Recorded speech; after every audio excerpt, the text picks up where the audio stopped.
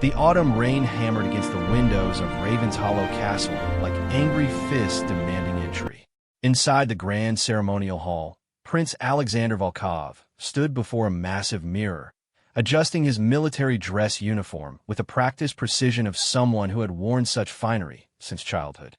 The golden braids on his shoulders caught the light from the crystal chandeliers, each thread worth more than most people earned in a year. At 28, Alexander had never known want, never faced real hardship, and certainly never questioned his divine right to rule over others. His father, King Dmitri, had built an empire through cunning and ruthlessness, but Alexander had inherited only the arrogance that came with absolute power. The prince believed himself to be a military genius, though his only battle experience came from war games played with toy soldiers in his private chambers. "Your Highness," came a gentle voice from behind him. Captain Elena Morozova entered the hall with measured steps, her boots clicking against the marble floor like a metronome, keeping time to an invisible song. She carried herself with the quiet dignity of someone who had earned every stripe on her uniform through blood, sweat, and sacrifice. Elena was 32 years old, though the lines around her eyes made her appear older. Those lines told stories of sleepless nights on foreign battlefields, of decisions that meant life or death for the soldiers under her command. Her dark hair was pulled back in a regulation bun, and her uniform, while spotless, showed the subtle signs of a soldier who had actually seen combat. A small scar above her left eyebrow, hands that bore the calluses of someone who had gripped weapons in anger, not ceremony. "The ceremony is about to begin," she announced, her voice steady and professional despite the knot of unease growing in her stomach. Today was supposed to be a celebration, a moment of recognition for her service in the recent border conflicts. But something about Prince Alexander's demeanor made her feel like a mouse in the presence of a cat. Prince Alexander turned slowly, his pale blue eyes scanning Elena from head to toe with the casual indifference of someone examining livestock. He had never liked Captain Morozova, though he could never quite articulate why.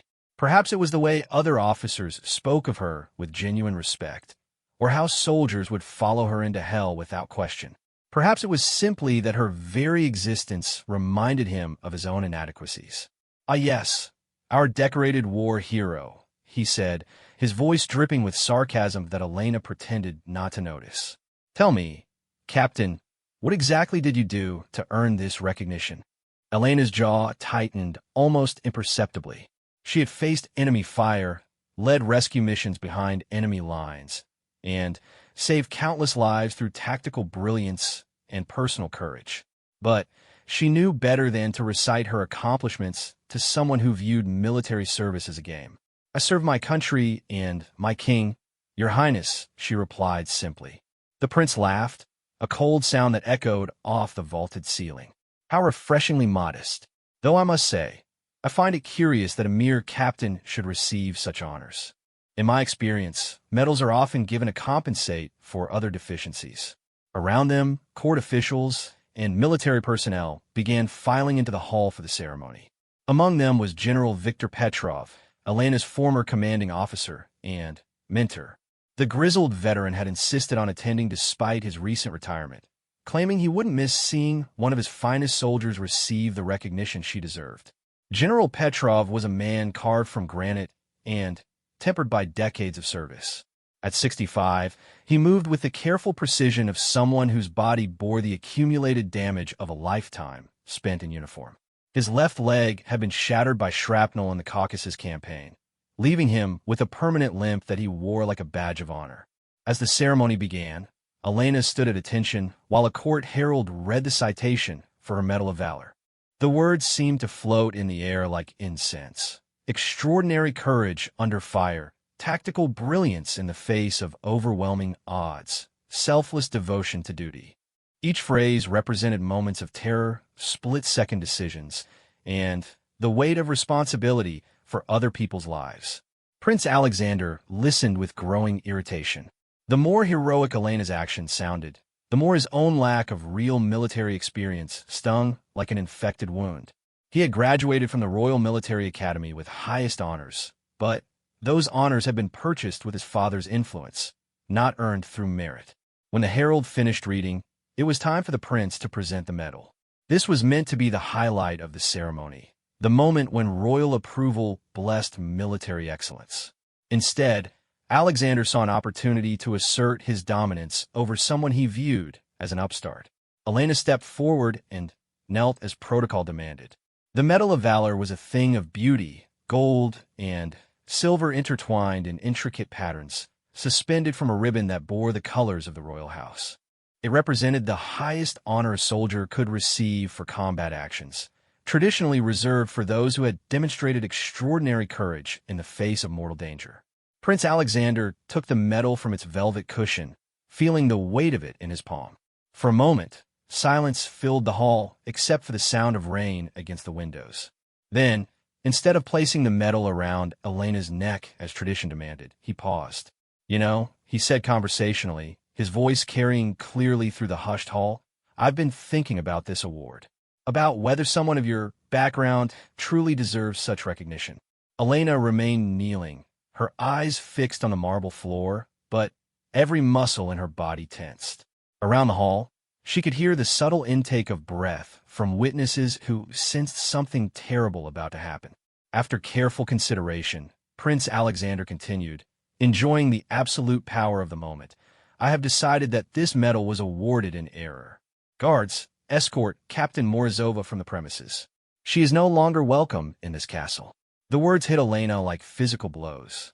She had endured enemy artillery, survived behind enemy lines for weeks on scraps, and rainwater, carried wounded soldiers to safety under sniper fire, and none of it had prepared her for this moment of public humiliation.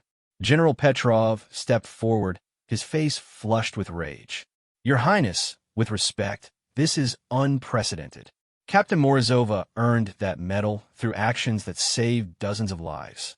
The military council unanimously approved." "The military council," Prince Alexander interrupted with a wave of his hand, "serves at my pleasure. As do you, General. I suggest you remember your place." But Elena was already rising to her feet. Her face remained impassive, showing none of the devastation that roiled in her chest like a tornado. Years of military discipline held her together when everything inside her wanted to scream. "As you wish, Your Highness," she said quietly, her voice steady despite the earthquake in her soul. Two royal guards approached hesitantly. They knew Elena's reputation, had heard the stories of her courage and leadership. This felt wrong to them, but orders were orders. They flanked her respectfully, more honor guard than escort, as she walked toward the exit. The hall remained silent except for the sound of Elena's boots on marble and the relentless rain outside. Every step felt like a mile, every breath like lifting weights. She had given everything to her country, had bled for the crown, and now she was being discarded like yesterday's newspaper. As they reached the great doors, Prince Alexander called out one final insult. "Oh, and Captain, or should I say, former Captain, don't let the door hit you on your way out. I'm sure you'll find suitable employment elsewhere. Perhaps as a security guard, or what do they call it, a bouncer." The laughter from his sycophantic courtiers followed Elena out into the storm. But she didn't flinch, didn't look back, didn't give them the satisfaction of seeing her break. She walked out into the rain with her head high, even as her heart shattered into 1,000 pieces. What Prince Alexander didn't know, what none of them knew, was that Elena Morozova carried a secret that would soon turn his moment of triumph into his greatest nightmare. Hidden in her personal effects was a document that would expose not just military corruption, but a truth so devastating it would threaten the very legitimacy of the royal family itself. As Elena disappeared into the storm, General Petrov remained behind, his weathered face a mask of controlled fury. He had served the crown for 40 years, had bled for it in a dozen different wars, and he had never seen such a disgraceful abuse of power. But more than that, he recognized something in the prince's eyes that chilled him to the bone. The same casual cruelty he had seen in war criminals and tyrants. The ceremony concluded in awkward silence. Guests filed out quickly, unwilling to meet each other's eyes after witnessing such a shameful display. Prince Alexander basked in what he believed was his moment of absolute authority, not realizing he had just lit the fuse on a bomb that would consume everything he held dear. Outside, Elena stood in the castle courtyard as rain soaked through her dress uniform. The water mixed with tears she finally allowed herself to shed, washing away years of dedication and sacrifice. But beneath the grief and humiliation, something else was growing, a cold, patient anger that would soon reshape the kingdom itself. She reached into her uniform jacket and withdrew a sealed envelope, its edges softened by time and handling. Inside lay documents that would prove Prince Alexander was not the noble heir he pretended to be, but something far more sinister. The truth about his real parentage, about the circumstances of his birth, about secrets the royal family had killed to protect. Elena had discovered these documents during her last military assignment, hidden in the personal effects of a dying enemy commander who had been part of a decades-old conspiracy. She had planned to turn them over to proper authorities after the ceremony, as a loyal soldier should.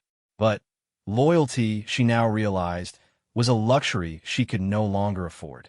The rain continued to fall as Elena made her way through the castle gates for the last time, carrying with her the power to topple a dynasty. Behind her, Prince Alexander celebrated his petty victory, unaware that his casual cruelty had just created his most dangerous enemy. In the distance, thunder rolled across the mountains like the sound of approaching war drums, and Elena smiled for the first time since entering the castle. The prince had made a grave mistake in humiliating her publicly, but an even graver one in letting her leave alive. Soon, very soon, the kingdom would learn the truth about their precious prince, and Elena would have her revenge served colder than the autumn rain. 3 weeks after her humiliation at the castle, Elena Morozova sat in a dimly lit tavern called the Wounded Bear, located in the merchant district of the capital city.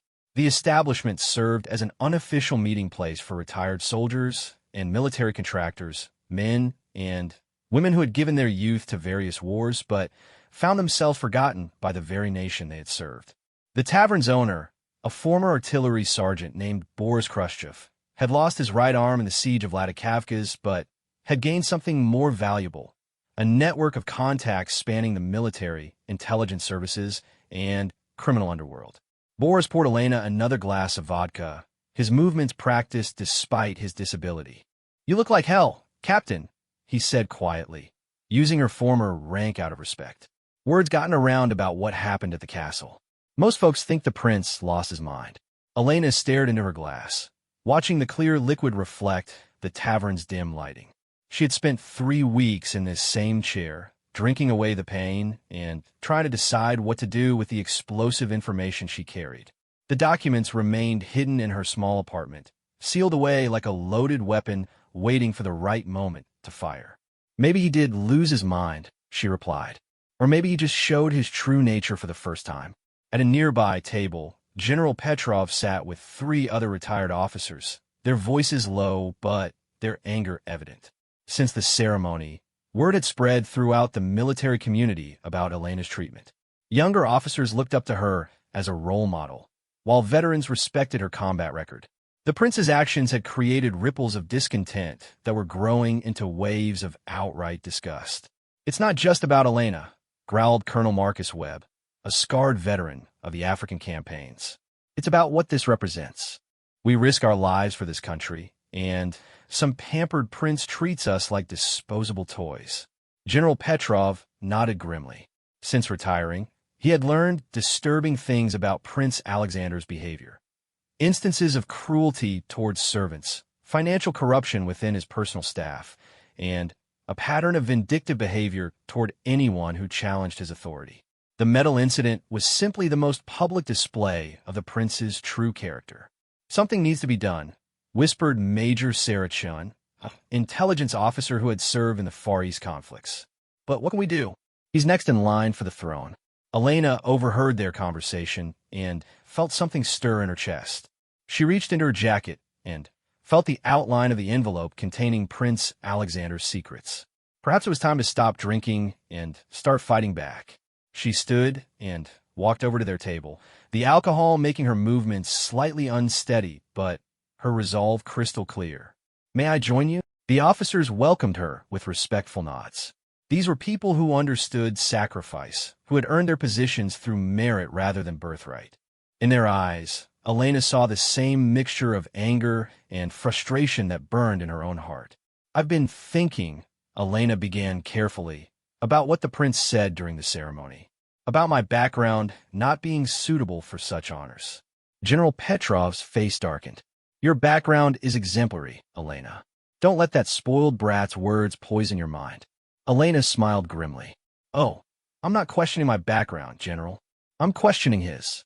The statement hung in the air like smoke from a fired gun. Around the table, expressions shifted from confusion to intense curiosity. Elena pulled out the envelope, its edges worn from weeks of handling. "During my last assignment in the eastern provinces, I was tasked with recovering intelligence from an enemy commander who had been captured. He was dying, knew he wouldn't see another sunrise, and he had something he wanted to confess."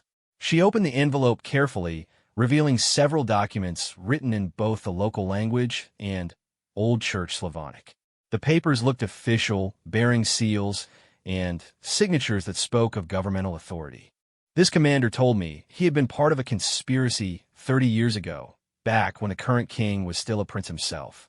He had documents proving that Prince Alexander was not actually the king's son." The silence that followed was deafening. Even in the noisy tavern, their corners seemed to exist in a bubble of shocked quiet. Colonel Webb leaned forward, his battle-scarred face intense with concentration. That's impossible," Major Chen whispered. "The prince's birth was a matter of public record. There were celebrations throughout the kingdom." Elena spread the documents on the table. According to these records, the queen was unable to conceive after several miscarriages. The royal physicians had declared her barren, but the king needed an heir to secure his dynasty. General Petrov examined the papers with the sharp eye of someone who had dealt with military intelligence for decades. The seals looked authentic, the handwriting consistent with the time period, the paper aged appropriately. "So they arranged for a substitute," Elena continued. "A peasant woman from the eastern provinces gave birth to a son around the same time. She was paid handsomely and relocated far from the capital. The baby was secretly brought to the palace and presented as the queen's natural child. The implications crashed over them like a tidal wave. If this was true, Prince Alexander had no legitimate claim to the throne. His entire life, his arrogance, his sense of divine right, all of it was built on a lie. The enemy commander kept these documents as insurance," Elena explained. "He was part of the group that arranged the transportation. When he realized he was dying, he wanted the truth to come out. He said he couldn't face his maker knowing he had helped perpetuate such a massive deception." Major Chun picked up one of the documents, studying the seals and watermarks with professional expertise. "If this is authentic, it would explain a lot about the prince's character. He's not royal by blood. He's a commoner who was raised to believe he was special." Boris, who had been eavesdropping from behind the bar, approached with a fresh bottle of vodka. As a former sergeant, he understood the explosive nature of what he was hearing. "Begging your pardon, but if this is true, what do you plan to do with it?" he asked quietly. Elena looked around the table at faces marked by years of military service, people who had sacrificed for their country only to watch it be led by someone unworthy of their loyalty. The answer seemed obvious. "I plan to expose him," she said simply. "The kingdom deserves to know who really sits on the throne." But General Petrov shook his head slowly. "It's not that simple, Elena. Even if these documents are genuine, accusing the prince of illegitimate birth is treason. You could be executed for even possessing such materials." Colonel Webb agreed. "The royal family has resources we can't imagine. They've kept this secret for 30 years. What makes you think they won't kill to protect it now?" Elena felt the weight of their concerns, but the humiliation of that day in the castle still burned like acid in her veins. "Then we need to be smart about it. We need allies, evidence that can't be suppressed, and a way to make the truth public before they can silence us." Major Chun suddenly straightened, her intelligence training kicking in. "There might be a way. I still have contacts in state archives. If we could find corroborating evidence, birth records, payment vouchers, travel documents from that time period, it would strengthen the case significantly." The conversation was interrupted by the arrival of a young man Elena recognized as Lieutenant Pavel Novak, one of the junior officers who had attended her medal ceremony. He approached their table with obvious nervousness, glancing around to make sure no one was watching. "Captain Morozova," he said quietly, "I hope you don't mind the intrusion, but I needed to speak with you." Elena gestured to an empty chair. "What's on your mind, Lieutenant?"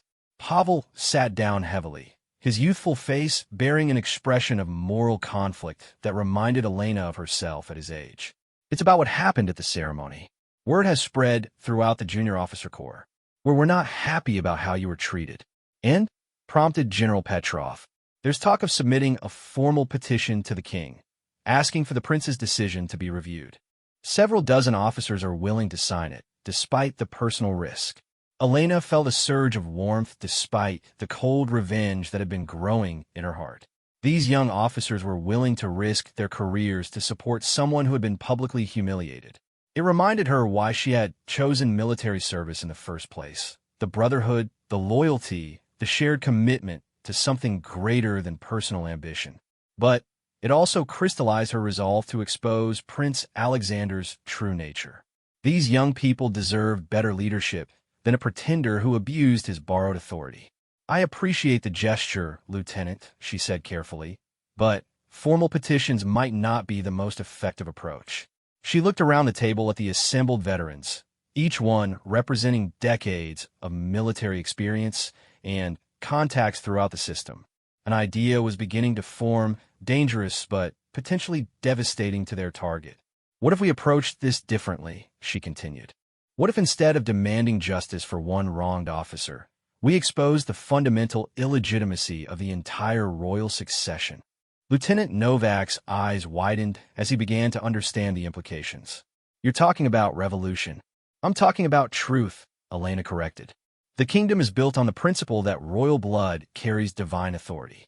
If that blood is actually peasant blood, then the entire system is based on a lie."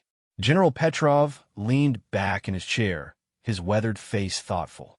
"It would require careful planning.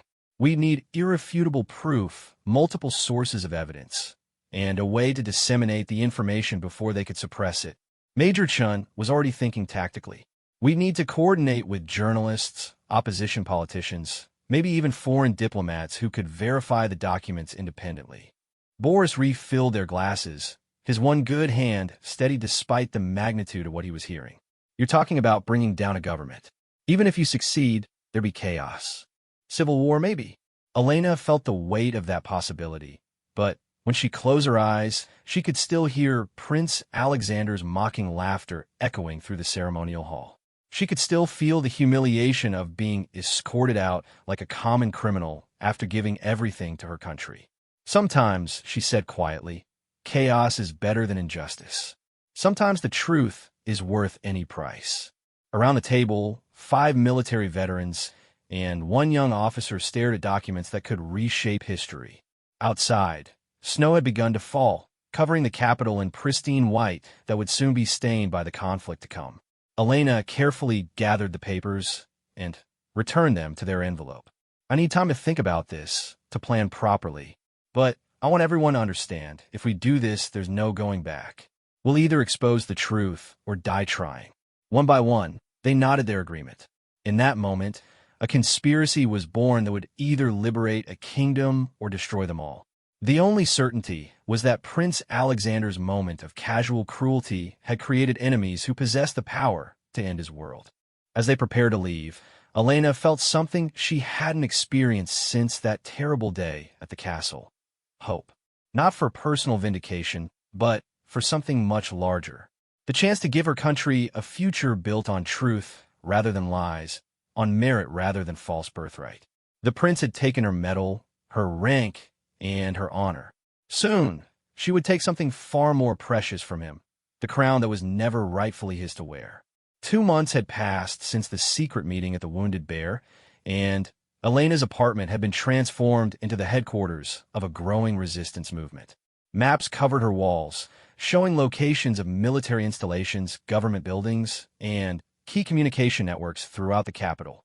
Boxes of documents filled every corner, evidence gathered by her expanding network of allies. Major Chun had proven invaluable in her role as intelligence gatherer. Her contacts within the state archives had yielded a treasure trove of supporting evidence. Financial records showing large payments to Eastern Province officials around the time of Prince Alexander's birth, travel logs of mysterious midnight carriages, and, most damning of all, medical records indicating the Queen's physicians had declared her permanently barren just months before the supposed miraculous pregnancy. General Petrov entered the apartment carrying a worn leather briefcase, his expression grim but determined. At 75, he should have been enjoying a peaceful retirement, but the corruption he had witnessed demanded action regardless of personal cost. The international verification is complete, he announced, setting the briefcase on Elena's kitchen table. Our contacts in 3 neighboring kingdoms have examined copies of the documents. Their experts confirm the authenticity of the seals, ink composition, and paper aging. This isn't an elaborate forgery. Elena felt a mixture of vindication and dread. Part of her had hoped the documents might prove false, that Prince Alexander was simply a cruel but legitimate heir rather than a pretender whose very existence threatened the stability of the monarchy. But the evidence was overwhelming. "What about the woman who gave birth to him?" asked Colonel Webb, who had become their operational coordinator. "Any trace of what happened to her?" Major Chin opened a thick folder filled with investigative notes. "We found her. Maria Volkov, age 62, living under an assumed name in a remote village near the eastern border. She's been receiving monthly payments from a royal trust fund for 30 years. The room fell silent. Elena had spent weeks hoping they might find the birth mother dead, unable to corroborate their accusations. Instead, they had discovered the most dangerous possible situation, a living witness who could either validate their claims or destroy them entirely. "Have you made contact?" Elena asked. "Indirectly," Major Chin replied. "Lieutenant Novak has a cousin who lives in the same village. According to local gossip, Maria is a broken woman. She drinks heavily, lives alone, and occasionally mumbles about the baby they took away. The villagers think she lost a child to disease or accident." Boris, who had become their unofficial quartermaster, poured coffee for the assembled conspirators. His tavern continued to serve as a meeting place for sympathetic military personnel, and each week brought new recruits to their cause. "The problem," General Petrov said slowly, "is that approaching Maria directly could alert the royal family to our activities. If she's been receiving payments for 30 years, they're probably monitoring her communications." Elena understood the dilemma. They needed Maria's testimony to make their case unassailable, but contacting her might trigger the very suppression they were trying to avoid. It was a tactical puzzle that would require careful planning and perfect timing. A knock at the door interrupted their discussion. Elena peered through the peephole and saw Lieutenant Novak, but he wasn't alone. Behind him stood a tall, elegant woman in expensive civilian clothing whom Elena didn't recognize. "It's Pavel," Elena announced, "but he has someone with him." Colonel Webb immediately drew his sidearm and positioned himself beside the door while Major Chun began gathering the most sensitive documents from the table. They had all developed paranoid habits over the past 2 months, knowing that discovery would mean death for treason. Elena opened the door cautiously, keeping the chain latch engaged. "Pavel? Who's your friend?" "Captain, this is someone you need to meet. She has information that changes everything." The woman stepped forward, and Elena was struck by the dignity in her bearing despite obvious signs of distress. She appeared to be in her early 40s, with prematurely gray hair and eyes that spoke of hidden knowledge and careful secrets. "My name is Dr. Catherine Romanoff," she said quietly. "I was the Queen's personal physician during Prince Alexander's supposed birth." Elena's heart hammered as she recognized the implications. She quickly unlatched the door and ushered both visitors inside, where the assembled conspirators stared at the newcomer with a mixture of hope and suspicion. "Dr. Romanoff looked around the apartment, taking in the maps, documents, and serious faces of people who were clearly planning something momentous. "Lieutenant Novak has told me what you're attempting to do. I've come to help." "Why?" asked General Petrov bluntly. "If you were the royal physician, you have everything to lose by supporting us." Dr. Romanoff sat heavily in Elena's only remaining chair, her composure cracking slightly. Because I've carried this secret for 30 years, and it's been destroying me piece by piece. I became a doctor to help people, not to participate in elaborate deceptions that undermine the entire foundation of government. She opened her purse and withdrew a thick manila envelope sealed with medical tape. These are my personal medical records of the Queen during that time period. Complete documentation of her condition, including detailed examinations that prove she could not possibly have given birth to any child. Elena accepted the envelope with trembling hands. This was exactly what they needed: medical evidence from the royal physician herself, records that would be impossible to dismiss or discredit. The Queen knew, Dr. Romanoff continued. She was desperate for an heir, terrified that her husband would divorce her, or worse, if she couldn't produce a successor. When the king's advisors suggested the substitution plan, she agreed immediately. Major Chin leaned forward intently.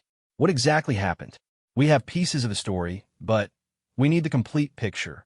Dr. Romanoff closed her eyes, as if the memories were physically painful to recall. The king's spymaster had identified several pregnant women in remote provinces whose children could potentially pass for royal offspring. Maria Volkov was selected because her son was born with distinctive features that could believably belong to the royal bloodline. How was the switch accomplished? Asked Colonel Webb. A team of trusted agents traveled to Maria's village under cover of a tax collection mission. They took the baby and left behind enough gold to ensure Maria's silence and cooperation. She was relocated to another province and given a new identity along with monthly payments for life. Elena felt sick imagining the scene. A mother having her newborn child stolen by agents of the crown, forced to accept blood money in exchange for her silence. It was a level of cruelty that made Prince Alexander's later behavior seem almost inevitable. The baby was brought to the capital in a specially designed carriage with a wet nurse, Dr. Romanoff continued. I was ordered to falsify all medical records to indicate the Queen had given birth naturally. The official story was that she had delivered during a private retreat, away from the pressures of court life. Boris refilled coffee cups with shaking hands. And nobody questioned this story? The king's authority was absolute, Dr. Romanoff replied. Those who might have questioned the timeline were either bought off, transferred to distant postings, or simply disappeared. Within a few months, anyone who might have doubted the official story was no longer in a position to voice concerns. General Petrov studied the doctor with the sharp eye of someone who had interrogated many witnesses over his military career. Why are you coming forward now? After 30 years of silence, what changed? Dr. Romanoff's composure finally cracked completely. Tears streamed down her face as decades of suppressed guilt poured out. Because I've watched what kind of man that stolen baby became. Prince Alexander is cruel, vindictive, and completely unfit for leadership. When I heard about what he did to Captain Morozova, I realized I couldn't remain silent any longer. Elena understood the weight of the doctor's decision. By coming forward, she was essentially signing her own death warrant if their plan failed. It took tremendous courage to risk everything for a principal after 3 decades of complicit silence. There's something else, Dr. Romanoff said, reaching into her purse again. Something I've never told anyone, not even the king. She withdrew a small silver locket, tarnished with age, but still bearing an intricate engraving. This belonged to Maria Volkov. She pressed it into my hands when they were taking her son, begged me to make sure he would know where he came from someday. Elena opened the locket and found a tiny portrait of a young woman who bore a striking resemblance to Prince Alexander. On the reverse side was an inscription in the local dialect. For my son, Mikhail. Remember your mother loves you always. Mikhail, whispered Major Chun. His real name was Mikhail. The revelation hit them like a physical blow. Prince Alexander didn't even know his real name, had been living his entire life as someone else entirely. The scope of the deception was almost incomprehensible. We have everything we need, Elena said quietly. Medical records, financial documents, witness testimony, and physical evidence. The question now is how to use it effectively. Lieutenant Novak, who had been listening in fascinated silence, suddenly spoke up. There's going to be a state dinner next week. Foreign dignitaries, journalists, opposition politicians, everyone who matters will be in the same room. Colonel Webb immediately grasped the implications.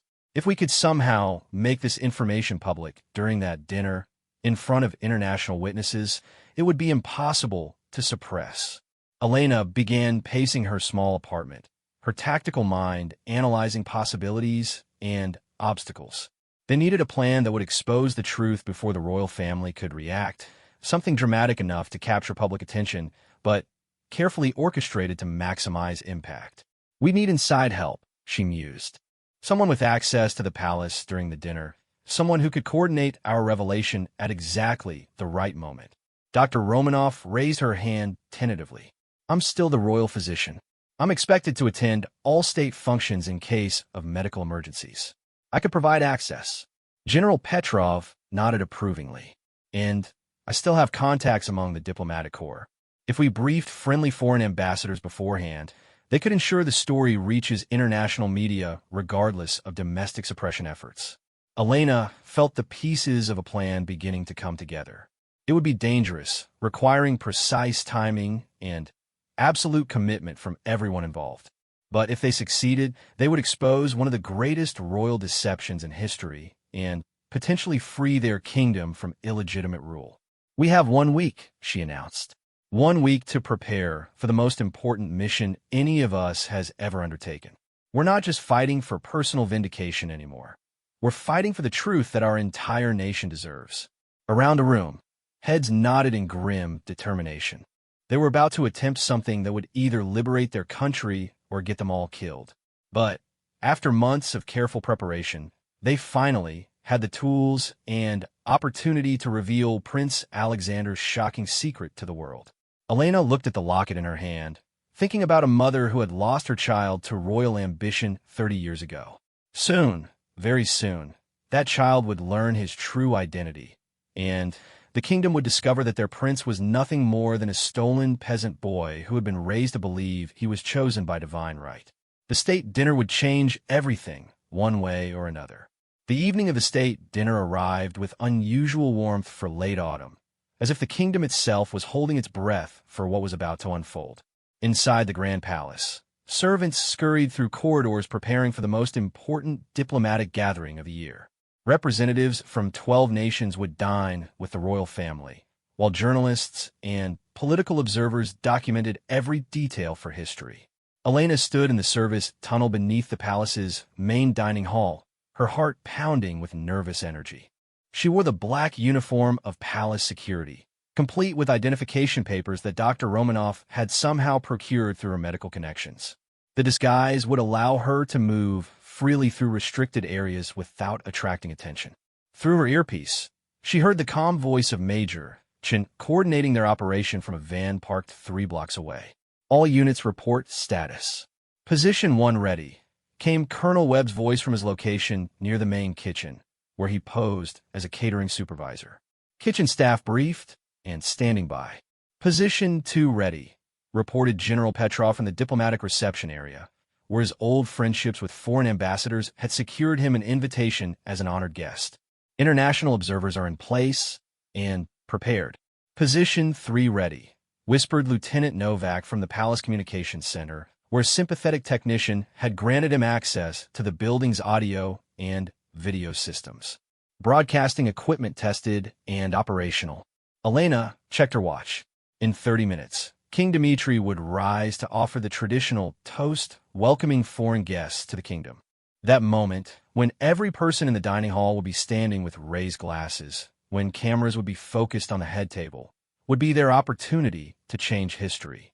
Dr. Romanoff's voice crackled through the earpiece with barely controlled tension. "Medical station established in the royal wing. I have direct access to the main dining hall and can reach the head table in less than 60 seconds when needed." The plan they had developed was elegant in its simplicity. During the toast, Lieutenant Novak would override the palace's audio system to broadcast Elena's voice throughout the building and to external recording equipment. Simultaneously, Dr. Romanoff would approach the head table with the medical evidence, while General Petrov coordinated with foreign diplomats to ensure international witnesses captured everything. Elena opened her briefcase and reviewed the materials one final time. Original documents proving Prince Alexander's false parentage, medical records from Dr. Romanov, financial evidence of the 30-year cover-up, and Maria Volkov's locket. Everything needed to support their explosive accusations. Above her head, she could hear the sounds of dinner guests arriving. Luxury automobiles crunched on the palace gravel as ambassadors, ministers, and journalists entered the building that would soon become the center of an international scandal. Her earpiece crackled again. "Elena, this is Pavel. I've just accessed the palace guest list. There's something you need to know." Elena frowned at the unusual tension in Lieutenant Novak's voice. "What is it?" "Maria Volkov is here. She's listed as a special guest of the prince, seated at a side table near the diplomatic section." The revelation hit Elena like cold water. Prince Alexander had brought his birth mother to the dinner, though neither of them knew their true relationship. It was either an incredible coincidence or evidence that someone suspected their investigation and was setting a trap. "How is that possible?" she whispered. "She's been living in isolation for 30 years. Major Chen's voice cut through the channel with professional urgency. "This changes our operational parameters.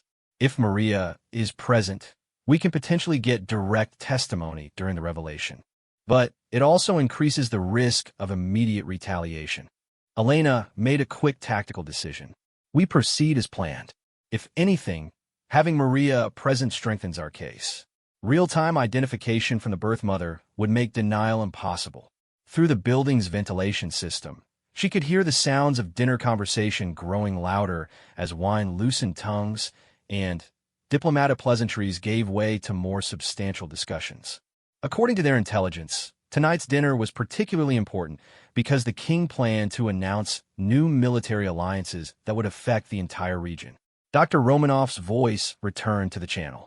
"I've just completed my formal inspection of the dining hall. Prince Alexander appears to be in excellent health and unusually good spirits.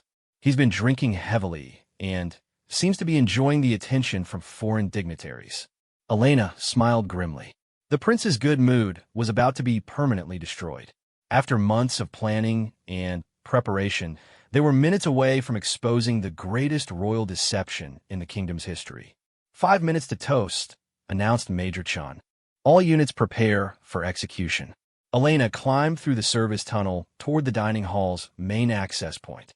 Through a maintenance grate, she could see into the magnificent room where nearly 200 of the most powerful people in the region sat at tables laden with gold and crystal.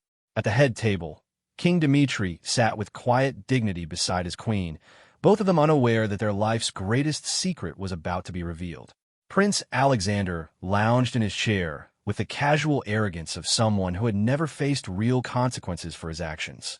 3 tables away, Elena spotted Maria Volkov for the first time. The woman looked uncomfortable in her formal dress, clearly out of place among the diplomatic elite. Her eyes kept drifting toward the head table with an expression of sadness that suddenly made perfect sense. She was looking at the son who had been stolen from her 30 years ago. 2 minutes came Major Chen's countdown. Elena positioned herself at the maintenance panel that would allow her to enter the dining hall. Her hands were steady despite the magnitude of what was about to happen. Everything she had worked for, everything her co-conspirators had risked, came down to the next few minutes. Through her earpiece, she heard the sounds of chairs scraping as dinner guests prepared for the traditional toast. King Dmitri would stand first, followed by everyone else in order of diplomatic precedence. The moment of maximum attention and minimum ability to react. 60 seconds, announced Major Chen. Elena heard King Dmitri's voice rising above the dinner conversation. "Distinguished guests, honored friends, it is my great pleasure to welcome you all to our kingdom. Tonight, we celebrate not just diplomatic friendship, but the bonds that unite civilized nations in pursuit of peace and prosperity." She moved to the maintenance panel's release mechanism. In 30 seconds, she would emerge into the dining hall and destroy the life of every person at the head table. "All units stand by," whispered Major Chen. "Execution in 10 seconds." Elena took a deep breath and thought about that day 4 months ago when Prince Alexander had stripped away her medal and her dignity in front of dozens of witnesses. He had believed himself untouchable, protected by divine right, and absolute authority. He was about to learn that some truths could not be suppressed by royal decree. King Dmitri continued his toast. Let us raise our glasses to friendship, to honor, and to the enduring strength of legitimate authority. The irony of his words was almost perfect. Elena smiled as she prepared to show the room exactly how illegitimate their authority really was. Execute, came Major Chen's quiet command. Elena burst through the maintenance panel into the dining hall, just as 200 people raised their glasses in unison. The timing was flawless. Every eye in the room was focused on King Dmitri, creating the perfect moment for maximum dramatic impact. Stop! Elena's voice rang out across the hall as Lieutenant Novak simultaneously patched her into the palace audio system. Before you toast legitimate authority, you need to know the truth about your prince. The reaction was immediate and chaotic. Glasses crashed to the floor as startled diplomats spun to identify the source of disruption. Security guards began moving toward Elena, but she was already reaching into her briefcase. Prince Alexander's face had gone white with shock and rage. He stood unsteadily, clearly affected by the wine, and pointed a shaking finger at Elena. You? How dare you? Guards, arrest that woman immediately. But Dr. Romanov was already moving toward the head table with her medical evidence. Wait, she called out in a voice that carried across the stun hall. I am Dr. Catherine Romanov, royal physician for 30 years. This woman speaks the truth, and I have proof. Elena held up the first document as cameras flashed and foreign journalists scrambled to understand what was happening. Prince Alexander is not the legitimate heir to this throne. These documents prove he is not King Dmitri's son. The hall erupted in pandemonium. Diplomats shouted questions in multiple languages while security forces hesitated, unsure whether to arrest someone making accusations against royalty or protect the dignity of their shocked monarchs. General Petrov rose from his seat among the diplomatic section, his military bearing commanding attention even in chaos.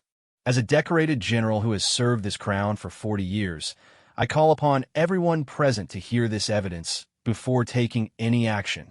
King Dmitri remained standing at the head table, his face a mask of royal composure, despite the earthquake shaking his world.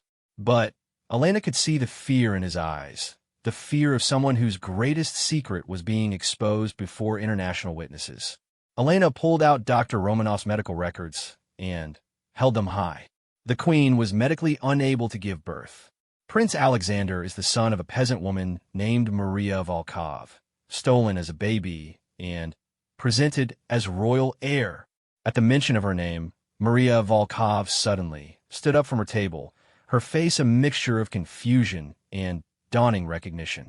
For 30 years, she had wondered about the baby taken from her arms, and now she was staring at the man he had become. Mikhail, she called out across the dining hall, using the name she had given her son. My baby Mikhail. Prince Alexander turned toward the voice with an expression of complete bewilderment. He had no idea who this woman was or why she was calling him by a name he had never heard. Dr. Romanov reached the head table and spread medical documents before the stunned king and queen. These are the complete records, Your Majesty.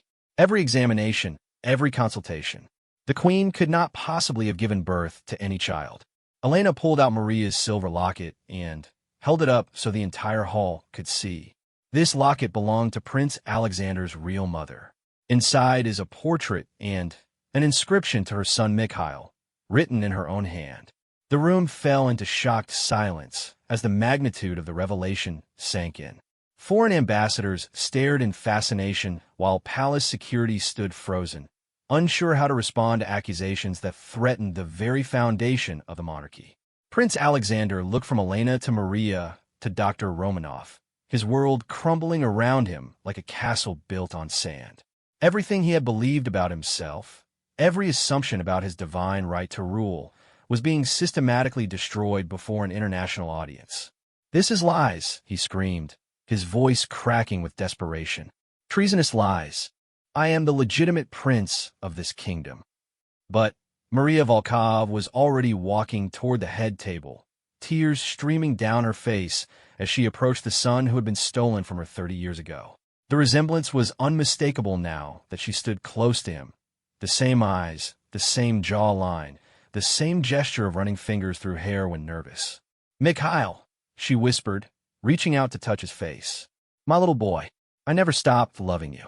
Prince Alexander recoiled from her touch, as if burned. "Get away from me. I don't know who you are." Elena felt a moment of pity for both of them. The mother reunited with a son who didn't recognize her, and the prince discovering his entire identity was a lie.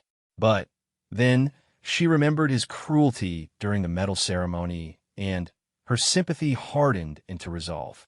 "Ladies and gentlemen," she announced to the hall full of international witnesses, "you have just seen the proof that this kingdom has been ruled by deception for 30 years.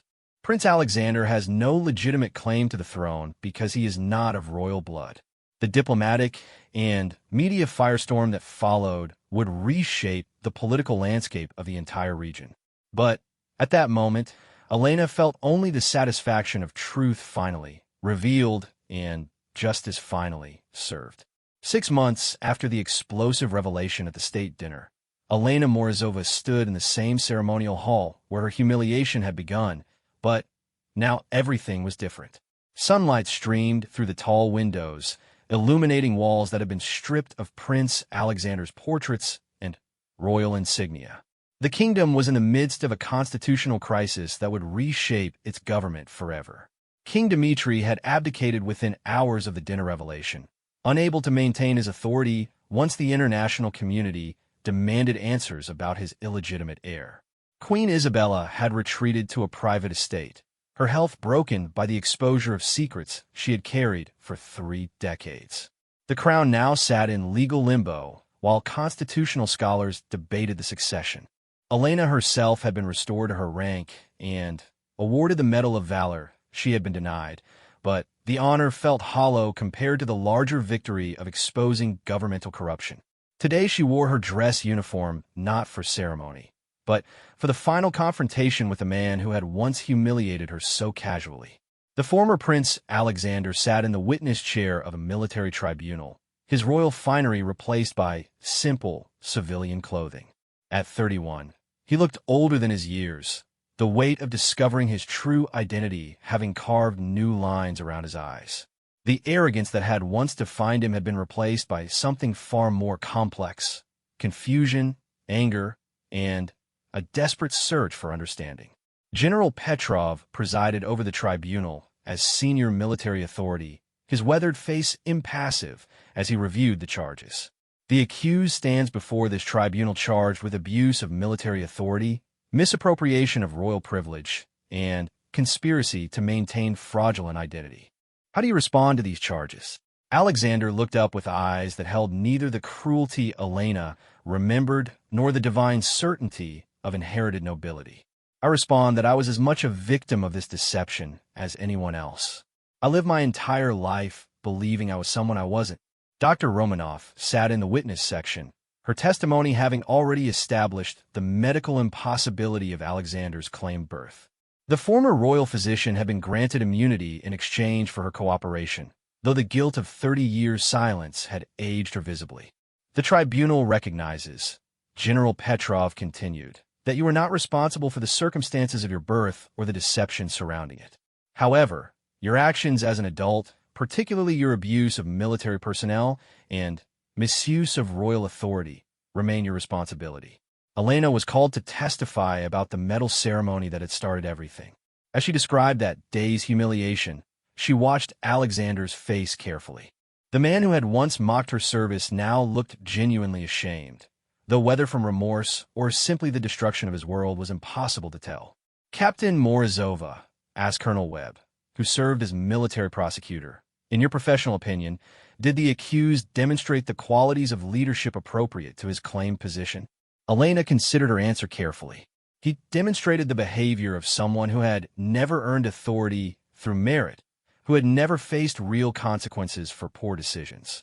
His actions suggested someone playing at being royal rather than someone born to leadership." Maria Volkov had been brought from her eastern village to testify about her son's birth and the circumstances of his removal. The reunion between mother and son had been painful for everyone involved. she desperate to reconnect with the child stolen from her. He's struggling to accept a truth that invalidated his entire existence. Tell the tribunal, requested Major Chun, now serving as a military investigator, about the night your son was taken. Maria's voice trembled as she recalled the events. Royal agents came to my village claiming to conduct a tax survey. They examined all the newborn children and selected my Mikhail. I was told it was for the good of the kingdom, that my son would have opportunities one could never provide. She looked across the courtroom at Alexander with a mixture of love and sorrow. They gave me gold and promised he would be well cared for. But they never let me see him again until that dinner 6 months ago. Alexander listened to his birth mother's testimony with visible distress. Learning his true identity had been traumatic enough, but discovering the pain his removal had caused an innocent woman added another layer of guilt to his psychological burden. Mrs. Volkov, General Petrov asked gently, "What would you want the tribunal to understand about your feelings toward your son?" Maria smiled through her tears. "I want them to understand that I never stopped loving him. Even when I was told he died of fever, even when I was moved far away and given a new name, I never forgot my baby boy." The revelation that she had been told her son was dead rather than raised as royalty sent shocked murmurs through the courtroom. The conspiracy had been even more cruel than anyone had realized. Elena felt her anger toward Alexander beginning to soften as she witnessed the reunion between a mother who had been lied to for 30 years and a son who had been living someone else's life. Neither of them had chosen their circumstances, though only one of them had abused the power that resulted. Lieutenant Novak testified about the military's reaction to Alexander's behavior, describing the growing discontent among younger officers who had witnessed the medal ceremony. The prince's actions violated everything we're taught about military honor. You don't humiliate good soldiers for personal satisfaction. As the testimony continued, Elena realized that their victory was more complex than simple revenge. Yes, they had exposed corruption and removed an unworthy leader, but they had also destroyed a man who had never had the chance to discover his real identity or make authentic choices about his life. During a recess, Elena found herself alone with Alexander in a side chamber. For several minutes, they sat in silence. Two people whose lives had been forever changed by events set in motion decades before their birth. "I want you to know," he said finally, "that I remember what I did to you that day. I was cruel because because no one had ever told me there would be consequences." Elena studied his face, looking for signs of the arrogance she remembered. Instead, she saw someone struggling to understand who he really was without the artificial identity that had shaped his entire existence. "What will you do now?" she asked. Alexander shrugged helplessly. "I don't know. I've never had to make real decisions about my life. Everything was always decided for me. Where I would live, what I would study, who I would marry someday. Now I'm just Mikhail, a peasant son who was raised as a prince." Elena felt an unexpected surge of sympathy. "You're still the same person you were before we revealed the truth. Your actions were your own, good and bad. But were they?" Alexander challenged. "If I had grown up knowing I was Mikhail, the peasant, instead of Alexander the prince, would I have become the same person? Would I have treated you the way I did if I hadn't been raised to believe I was inherently superior?" It was a philosophical question that would haunt him for the rest of his life. Elena didn't have an answer, and she suspected no one did. When the tribunal reconvened, General Petrov delivered the verdict with military precision. The accused is found guilty of abuse of military authority and misuse of governmental position. However, the tribunal recognizes the extraordinary circumstances surrounding his identity and the deception of which he was also a victim. Alexander was sentenced to 5 years of community service, working with military veterans and families affected by war. He would also forfeit any claim to royal titles or government positions, living instead as the private citizen he had always actually been. Elena was formally reinstated to her full rank and offered command of a new military unit focused on preventing governmental corruption. More importantly, the constitutional crisis triggered by their revelations had led to democratic reforms that would prevent any future deception of the royal succession. As they left the courthouse, Elena walked beside Maria Volkov, who clutched her son's silver locket like a talisman. The older woman was returning to her village, but this time Mikhail, she refused to call him Alexander, had promised to visit regularly as they rebuilt their relationship. Was it worth it? Maria asked Elena quietly. All the pain and upheaval just to reveal the truth. Elena considered the question as she watched Mikhail saying goodbye to Dr. Romanov, the woman who had helped raise him under false pretenses.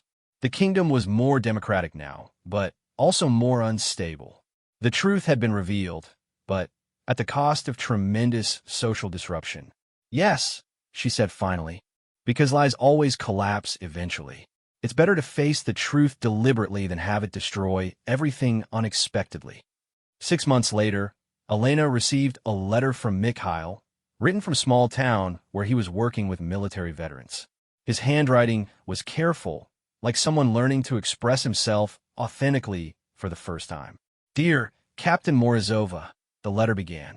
I wanted you to know that I'm slowly learning who Mikhail really is, separate from who Alexander pretended to be. The work with veterans has taught me about real service, real sacrifice, real honor. I understand now why my treatment of you was so wrong. Not because it was tactically unwise or politically damaging, but because it was simply cruel. I'm sorry it took losing everything for me to learn basic human decency. Elena folded the letter carefully and placed it in her desk drawer. Outside her office window, she could see the capital city adapting to its new democratic government. The transition hadn't been smooth. There had been protests, political uncertainty, and economic disruption. But there had also been genuine reform, real accountability, and the satisfaction of truth finally revealed. She put on her dress uniform and prepared for another medal ceremony, this one honoring soldiers who had actually earned their recognition through merit rather than birthright. As she walked through the same corridors where she had once been humiliated, Elena reflected on how completely their mission had succeeded. They had set out to expose one cruel prince and had ended up transforming an entire kingdom. The truth about Alexander's identity had been just the beginning. It had opened investigations into decades of royal corruption, led to democratic reforms, and proven that even the most powerful could be held accountable for their actions. Elena smiled as she entered the ceremonial hall, remembering the rage and humiliation that had once driven her quest for justice. That anger had long since transformed into something more valuable. The satisfaction of knowing that truth, no matter how long buried, would always find a way to surface. Behind her, carved into the stone above the entrance, new words had replaced the old royal motto: merit, not birth, determines worth. It wasn't a perfect world they had created, but it was a more honest one. And sometimes Elena knew honesty was the most revolutionary act of all.